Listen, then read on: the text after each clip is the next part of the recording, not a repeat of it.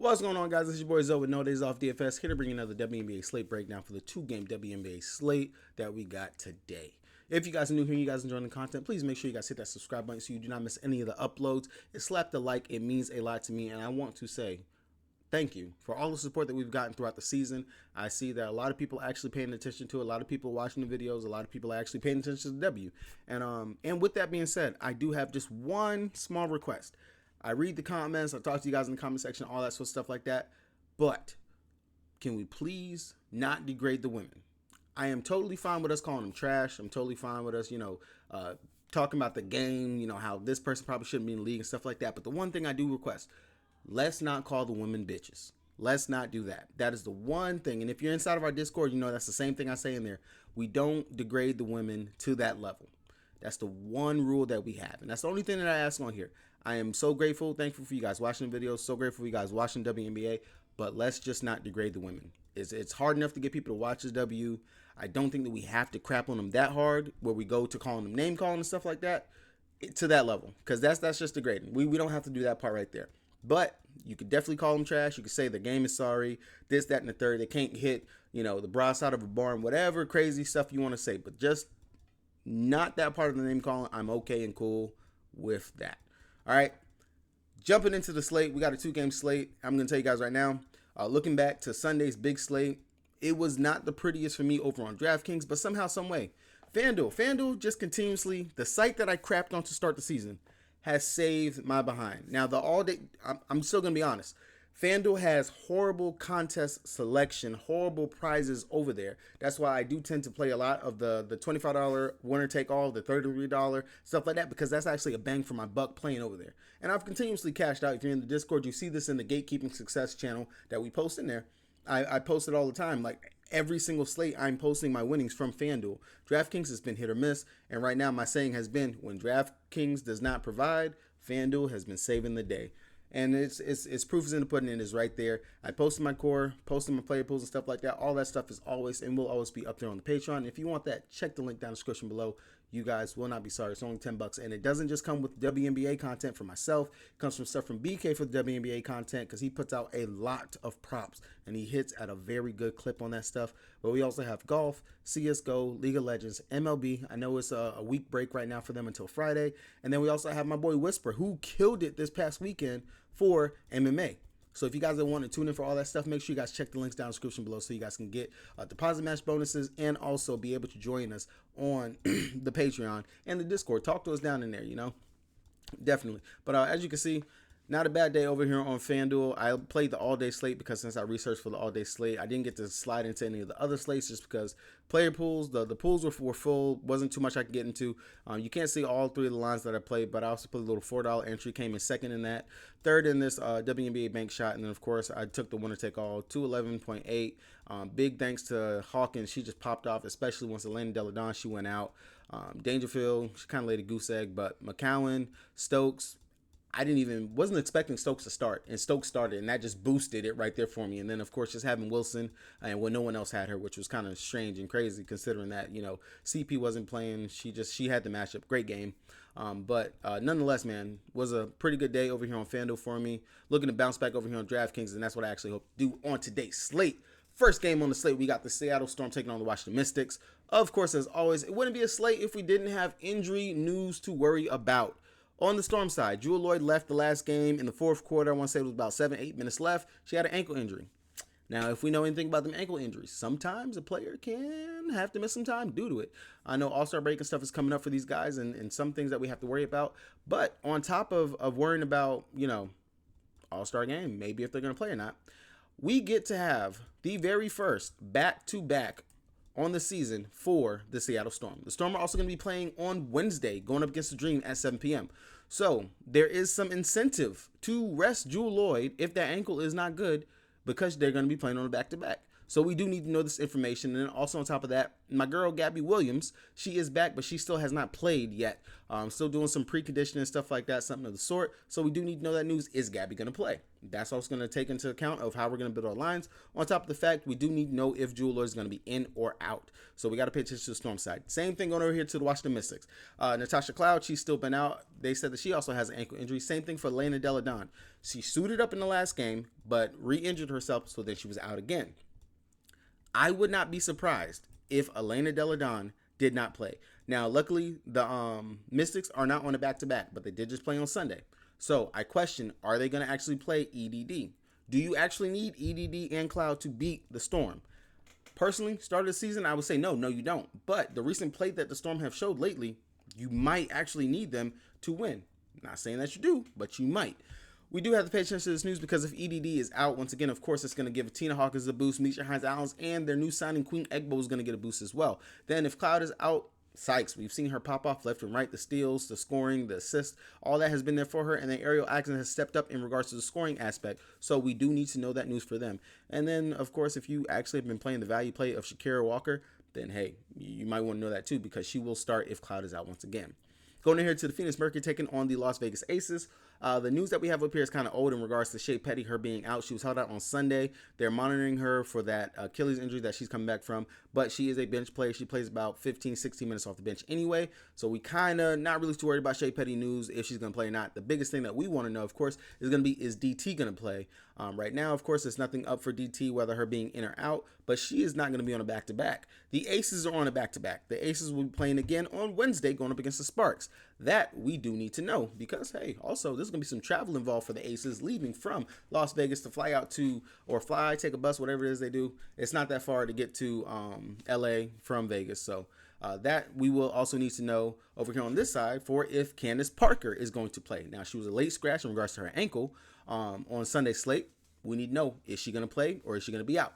So some news to monitor right there. But of course, if CP is out, then of course Kia Stokes is going to slide right back into the starting lineup. That's going to be some more minutes for Clark off the bench. And then of course, if the game gets out of hand, because it is the Phoenix Mercury, they do kind of every single time they're on the slate. Maybe these starters don't get too much of a heavy run, considering they are going to be on a back-to-back. We don't know. But just something that we have to actually take into account for once on a slate is how many minutes are these players going to actually play? The players that are going to actually be out, are they going to play? Especially for these teams that are on back-to-back. Those are things that we're going to have to know going into the slate. All right, moving over here on the DraftKings, a site that has been kicking my behind left and right for this past week, and I'm very honest with you guys. I'm not going to hide that. I have been struggling on DraftKings, but these videos, they help you guys. It's the same process that I'm using over here on FanDuel. Same players that I'm looking at them over there on FanDuel. I'm looking for the value that they actually have over there. It's going to be the same thing. You can take the notes I'm giving you on DraftKings and look at it over there on FanDuel. I don't do both sites because it makes the video way too long trying to do that. And now I'm rambling. I don't need to ramble. Looking over here on the Storm side, like we said, let's look at it from the aspect of if Jewel Lloyd is in and then if Jewel Lloyd is out. If Jewel Lloyd is in, we typically do not pick on guards going up against the Washington Mystics anyway, just because the Washington Mystics, they actually have a pretty decent defense when it comes to guarding the guard position. Now, I want to say that the Mystics should have played up. They played early in the season, and Jewel Lloyd, she played 34 minutes, and in that game, she only put up 29 fantasy points. I would expect much of the same, especially coming back from an ankle injury. Maybe your legs might not be there coming, trying to hit your shots, things like that. And plus, looking over Lloyd's last couple of games, last two games going up against the Sun and the New York Liberty, she should have actually been able to go off one. They do not defend the guard position too well. She's been mid-level, not giving us that big explosive games of what she was giving us prior before. She's sitting at 11-7 over here on DraftKings. 11-7. I'm not even gonna say I'm not too sure. I know that that's way too much for a player who really hasn't delivered that and relies a lot on her scoring in order for her to get there and give us these 50-plus fantasy point type games. She has to get the scoring going in order to get that. Now, the Washington Mystics, they actually, play at a slower pace. They are a very good defensive team. This might be a fade for me on Jewel Lloyd here, even if she was to play. And considering that they will be on a back-to-back, and if this game gets out of hand, she'll be one of the first ones to be pulled to get her ready to go in for the next day. 11-7, way too much of a price for me to jump up there to. Easy, she's going to be starting at the center position. She will have a bit of a height advantage going over there against Tina Hawkins. She should be able to get Queen Wnba into foul trouble, even if Queen was to play like that. And we do see, even in limited minutes, she has done a fairly decent job playing against prior opponents. Looking at what she's done playing against the Washington Mystics in the 2 games that they played this season, she has practically hit her value, dropping 39 and 40 fantasy points. I do not hate that. I do not mind this price for Easy, because she will be a big boost to this team if Lloyd is going to be out. Coming out here, Ivana's been hit or miss. Even with Jewel Lloyd being in and out, there's been a lot of shifting in the rotation with her. We're not seeing too much of the scoring or the playmaking that we had in these prior earlier games, like where she was on that pretty good steady run. Granted, sitting at 7'9", she will be a GPP play. Again, like I've already said, when it comes down to guards and stuff like that, going up against the Washington Mystics, I tend to not play them just because it is a tougher matchup. That is my preference right there. I will play more of like the 3. If you're playing the 3, I will have a look at you. And unfortunately, the 3 for the Storm is Kia Nurse, and she relies way too heavy on scoring. That's why I tend to not mess with Kia Nurse whenever she's on the slate. But Ivana will be a GPP play if you want to go there. She is the guard 2 starter. She does play the 2. Now, if Lloyd was to be out, she possibly could slide and become the 1, and we maybe could see a Sammy Whitcomb or something like that slide into the starting lineup. They do still have Yvonne Turner. She could definitely come in there as well. And then they also have Jade Melbourne, who has kind of taken a back seat over the last couple games. Now, when in that last game going up against the Sun was the last time that she played. She did not play. She did not wait a second. Make sure. Yeah, she did not play in that game going up against New York Liberty. So she was a DNP, did not play. That's really iffy and questionable in regards to Melbourne. So that's kind of going to make me not want to mess with that. If I had to, I would sadly slide myself down here to Yvonne Turner. But I'll say this. I wouldn't be surprised if they shifted everybody up. Let Ivana start at the 1. This is a scenario for if Jewel Lloyd is out. Let Ivana start at the 1. Then you're going to have Kia Nurse at the 2. Now, we've seen that big homie, they've started Jonah Holmes before. They have also started Horston before. Maybe we see one of these 2 get slid into the starting lineup. They've already slid in Fancam. We've already seen Fancam be slid into the starting lineup after she has legit had limited minutes for the past several games. And then all of a sudden, now she's racking up 17, 20, 30 plus minutes and balling. I will say balling. Has looked very, very good. And I do like that. Maybe we might see a shift in the lineup and they start a Horston or something like that at the 3 and let Fancam stay in the starting lineup at the 4. That possibly could be a thing. If that is the case, of course, I still will be looking at the forwards for the Storm. Now, if Horston is going to be slid into the starting lineup, I do like Horston. She doesn't rely just all on her scoring. She's doing a little bit in regards to rebounding, playmaking, and also she has some defensive upside with her blocks and steal. Looking at what she's done in the prior games going up against the Washington Mystics in their 2 games, she dropped 30 fantasy points in 27 minutes. And then she also dropped in 29 minutes, 20 fantasy points. Sitting here at 7.5, I do not hate that or mind that for her. And I do like the spot for her as well, especially if Elena Delle Donne is not going to be playing and Cloud is not going to be playing. It's going to be limited with rotation. And also the backup bigs that they have, you can definitely take advantage of them. This would be a spot that I would target Horston if she is slid into the starting lineup. All right. Besides her, I already talked about Fancam. I do like her. I know, honestly, she's sitting at 4,600. If she's going to still start, you're telling me there's no Elena Delle Donne that she has to worry about. You're going up against Misha Hine-Allen and Tina Hawkins out there, and then Queen Egbo off the bench. I like that. Oh, and Li Ming. I like that.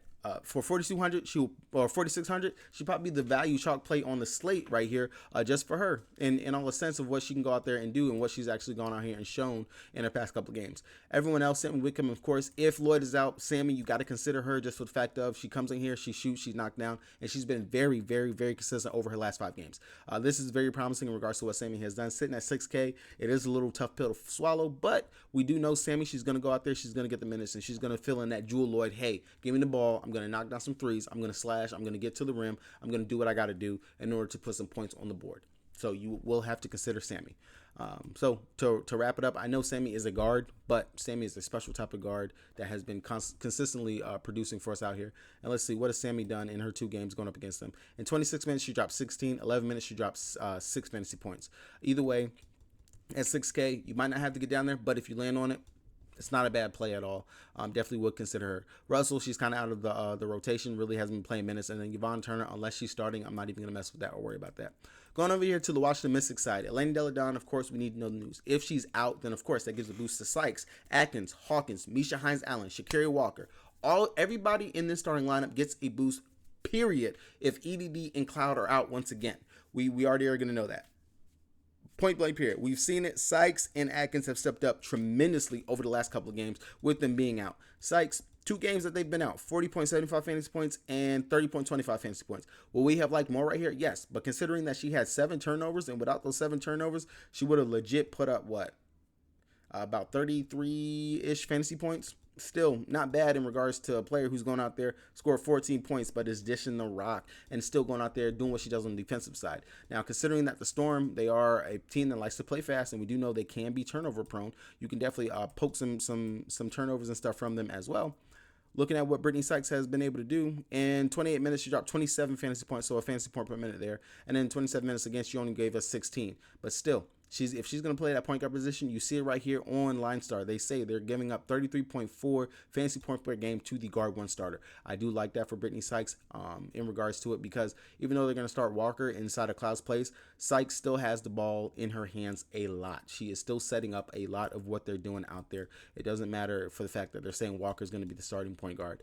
Walker, her usage just really isn't there in regards to you're getting the minutes. You're still not giving that fantasy point per minute production. Yes, she's been pretty solid in what she's doing. You would have to go ahead and consider her as well. I do like her on the slate, sitting at 5'7". It is going to be a cake matchup. You can definitely consider her if you land on her. If you don't want to play Sammy, who's sitting at 6K, you want to come down for that 3K, that 300 savings, go down here and get Walker.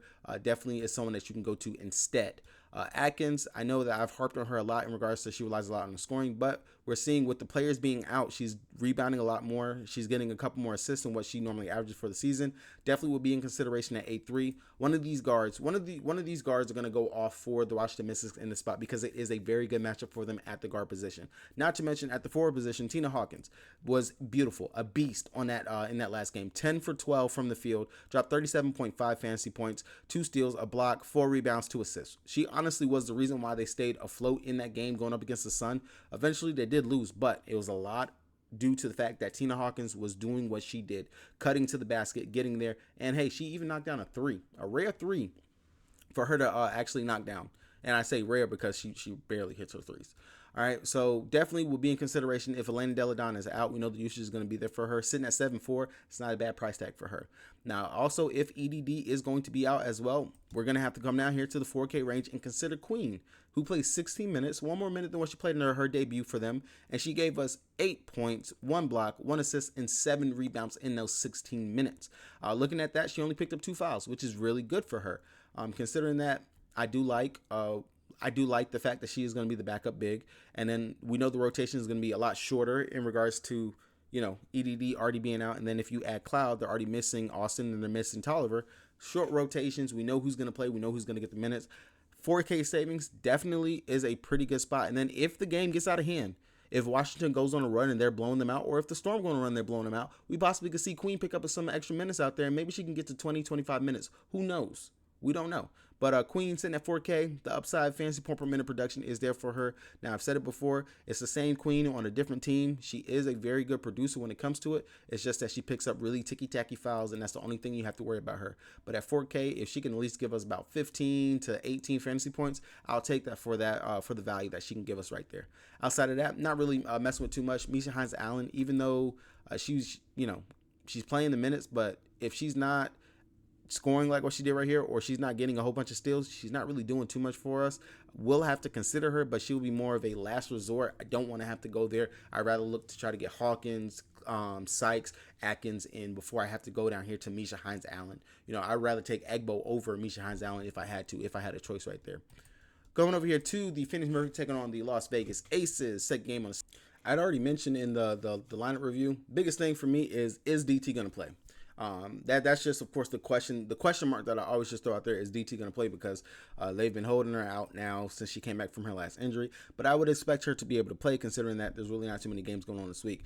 Now, she has been pretty consistent over the last 2 games that she played. Going up against New York Liberty, she dropped 41.75 fantasy points. And then going up against the Sparks last game, she dropped 35.5 fantasy points. She's scoring. She scored very well. This game is on the road. Her last road game, she did pop off very well. Sadly, we are going to have to go ahead and consider Diana Taurasi just because it is a 2-game slate. You got to play somebody at the guard position, and we do know that between her and Brittany Griner, they are the leaders for this team. Brittany Griner going up against the Las Vegas Aces, she has not played versus them at all this season. Now, according to LineStar, this is a plus matchup for Brittany Griner, and I will agree with LineStar because we have seen the past couple of bigs going up against the Las Vegas Aces have put up decent numbers. Aaliyah Boston is the first one that comes to mind in regards to who has put up some good numbers going up against the Aces. Let me see. Even when they played going up against the Minnesota Lynx, Collier and Dorka, they didn't do too bad in this spot. Tierra McCollum, we just seen her just do what she does.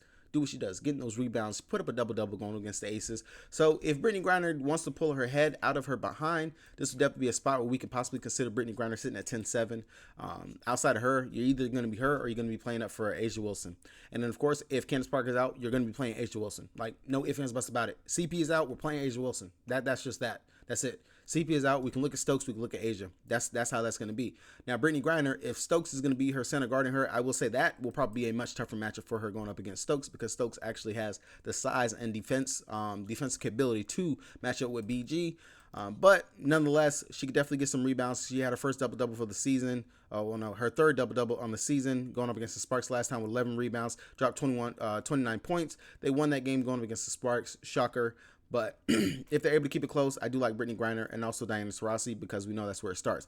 Onion Wnba, I will always continue to go right back to her. Cunningham has not been looking too hot and too great. If Onion, she gets the minutes, she gets the burn. We know what Onion can go out there and do. She looks actually pretty good. In her games going up against the Sparks, she played 29 minutes going up against them early in the season, dropped 24 fantasy points. At 7-6, I will take that. I like that. I do not mind that for Onion Wnba.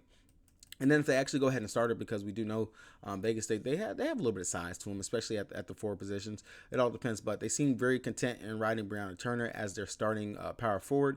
We know she's going to play. If you want to take a risk, if you want to take a chance on Brianna Turner, the player that does not take any shots, be my guest. In her game going up against the Aces, played 27 minutes and only gave us 14 fantasy points. I'm not touching that, not messing with that. Now, I did say Sophie Cunningham. She's been in kind of a slump over her last several games. She, of course, has had injuries and things like that. Against the Aces early in the season, she played 30 minutes and gave us 25 fantasy points. If she's struggling, I wouldn't be surprised if maybe she can get pulled or something like that. Maybe they want to go with a more offensive approach. We could possibly see Onion Wnba come in and slide at the 3 or something like that. But she's definitely would be a GPP play. She has to get right in one of these games. This possibly could be the game where she gets right, possibly can get hot. She will have the size advantage going up against Jackie Young at the 3 position. But nonetheless, definitely GPP, just because she's been very iffy and she does rely a lot on her scoring in order for her to get going. Mariah Jefferson off the bench. We know that she's not going to necessarily, well, she possibly could start, but it all depends on what the line is looking like. 27 minutes in the last game. She gave us 33.5 fantasy points going up against the Sparks. Really good game from Jefferson. Honestly, probably should have considered looking at her yesterday. Just thinking about it, putting her into my lineup. But going up against the Aces throughout the season so far, in the first game, she played 22 minutes and gave us 16 fantasy points. That's not too bad. I don't think that's too bad right there. But sitting at 7-7, we do have some other value we can come down to at the guard position. So not necessarily we have to go ahead and sit there and play her. Then, of course, Sutton off the bench. Not really going to go there. She definitely let me down last time I played her, and she has not been doing too well over her last several games. Other than that, there's not too much for us to look at over here on the Phoenix Mercury. Going over here to the Las Vegas Aces, we already know A'ja Wilson, Jackie Young, Chelsea Gray, Kelsey Plum, all of them, pretty much all the starters are always in play and always in consideration. Kelsey Plum in this last game dropped a 40-burger. She said she was going to drop it this summer, and you know what? She did it. 40-burger out here on the Minnesota Lynx, 113-89, and yes, it was a blowout. There was no reason for Kelsey Plum to still be out there, but they let her run. She's been hot over these last several games, raining in the 3. She's playing at home, home game. I do like Kelsey Plum here at the spot going up against the Minnesota and going up against the Phoenix Mercury. Oh, I'm sorry, y'all. I always get tongue-tied. Cover way too many teams. Of course, guard twos, they've been, of course, cooking going up against the Phoenix Mercury. In 28 minutes last game, she dropped 37 fantasy points. So even if her minutes are limited, she can still go ahead and drop a very good number. Right here, Chelsea Gray, that is definitely wrong. She's not the 4-2. But 25 minutes, she dropped 33 fantasy points. Chelsea Gray, in 28 minutes, she dropped 25 fantasy points. And then, like I said, if CP is out, we are playing A'ja Wilson. She's sitting at 12-4. I don't care. We're playing A'ja Wilson. She's practically going to be optimal, just considering the usage and everything that she's going to have out here. It does not matter to me. Out of everybody on the Aces, I'll say definitely A'ja Wilson. She's, of course, going to be my safest bet in regards to it. And then outside of her, I will have to consider Jackie Young and Kelsey Plum. You guys know my bias in regards to it. Jackie Young, she's my player I normally go to. But Kelsey Plum, the 8-4. compared to 9-9. I will have definitely look at that instead when it comes to pricing. So I will have to put Kelsey Plum above my girl Jackie, just for the price, But in all honesty, hopefully Plum does not come back down to earth and shoots a mid-level game. I'd imagine since the Aces are going to be on a back-to-back, they're going to want to get this game over quickly, hopefully. So would expect a flurry of first half, trying to do what they got to do in order to get out of the game. Stokes, again, if Ken Sparks is going to be out, she's going to be mega chalk value, sitting at 3-7, so definitely want to keep an eye on that.